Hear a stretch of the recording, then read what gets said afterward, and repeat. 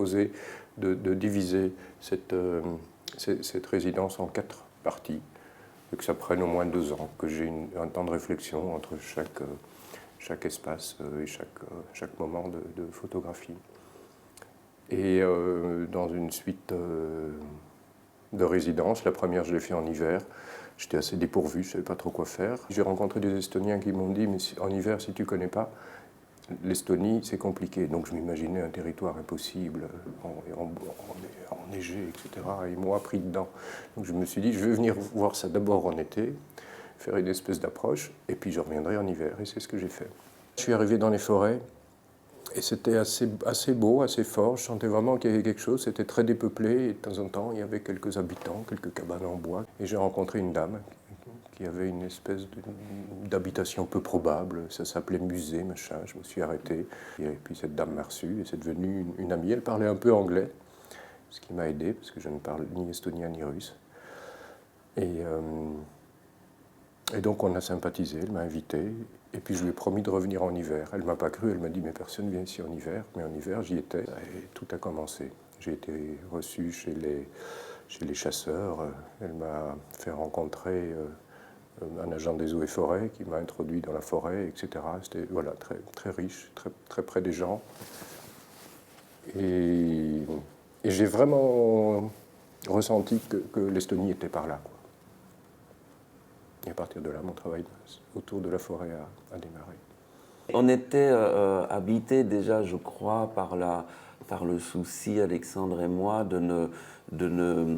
que les images ne soient pas le commentaire littéral d'un texte et qu'un texte ne commente pas littéralement les images. Donc l'idée, c'est de nouer ensemble des images et des textes au départ d'une vraie complicité, d'une vraie amitié qui nous permet donc d'agir avec les mots et les images de manière très libre, en laissant à chacun l'espace d'expression qui est le sien, tout en essayant de trouver continuellement des contiguïtés heureuses.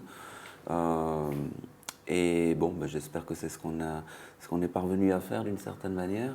Et l'idée de ce livre aussi, en nouant des images souvent énigmatiques, qui jouent elles-mêmes de la diversité des formes d'images et donc qui se donnent aussi comme un texte en présentant plutôt chaque fois des expériences d'images, je pense, de nouer ça à un texte qui ne s'interdisait pas de réfléchir ce qu'il en est de la photographie, tout en y mêlant, je crois, des formes d'expression littéraires ou écrites qui soient elles-mêmes variées. C'est-à-dire ne s'interdire ni de penser, ni de sentir.